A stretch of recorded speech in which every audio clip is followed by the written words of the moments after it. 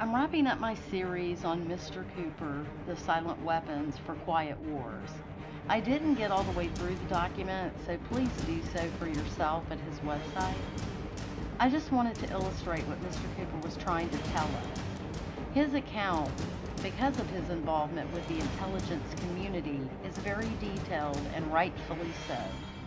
But to summarize what we have learned so far, and because of circumstances we're in, I'm referring to certain groups or things by another name. The all-seeing eyes have had an agenda for a long time.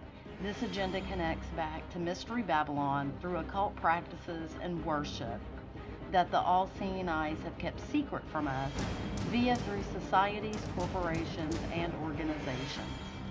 All of the technology we see and use each day was deliberately designed to ensnare us in this technology, frequency, and electric web they created. It was never designed for our convenience or our betterment. They see us as cattle. We are the economic model that they manipulate. It is an elaborate illusion that only exists in our minds from their words.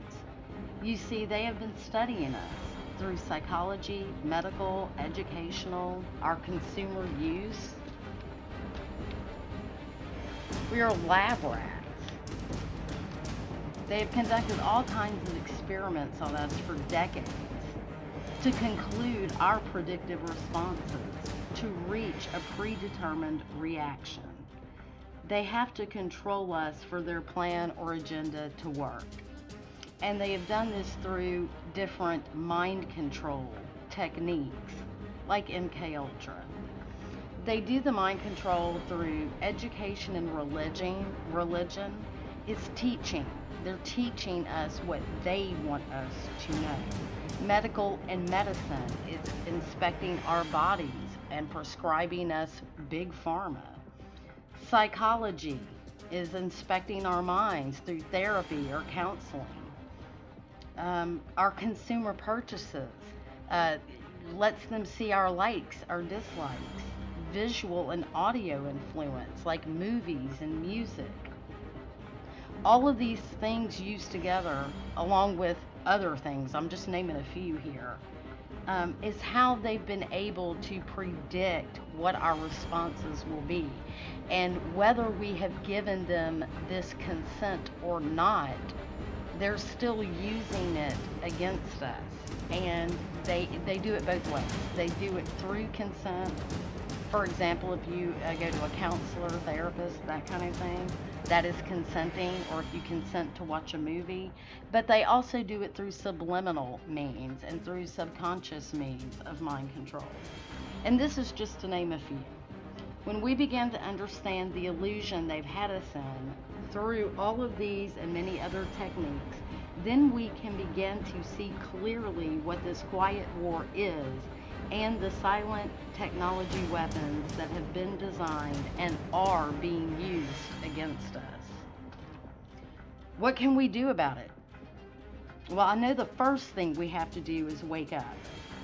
We have to understand what exactly is going on around us. We have to be alert and aware and awake before we can do anything.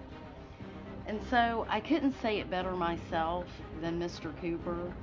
So I'm going to leave you with his words. And I hope that you will join me as I continue to research further. I believe my next video is going to be about being the author, how they have controlled the narrative, and how far back do you really think all of this goes. But anyway, please like, share, and subscribe. Please stick with me on these research digs that I'm doing. I'm going to leave you right now with Mr. Cooper's words, because no one said it better than he did. If that's what it takes to get them to go examine what I'm telling them to find out that it's right. You see, I don't care how it's done as long as they wake up. If I have to be the bad guy that they're going to hate for the rest of their life, that's okay with me if I wake them up. When I'm here talking like this, that's not my mission, because you're awake already or you wouldn't be here.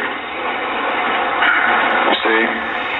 There's a difference between the people here and the people that I'm talking to over those airwaves. Big difference. An awful lot of you are steady listeners of the Hour of the Time and have been probably for many years. And when I'm talking on the radio, I know who you are and I'm not talking to you. And I know that when you're listening and I talk about the sheeple, the stupid sheeple, it doesn't make you angry. You know why? Because you know you're not stupid sheeple, don't you? The person that gets angry has verified that I was right. Because he wouldn't get angry if he didn't know in his heart that he's a stupid sheeple. You ever been walking down the street and somebody comes running out and says, bank robber, stop that bank robber. Do you start running? Why don't you start running? Because you're not the bank robber, right? You get angry? No. Do you pay attention? Most of the time, if you're from a big city, chances are you don't even look around. Right? If you're from a small town where I'm at, I mean, people will come running out in the street to see the bank robber.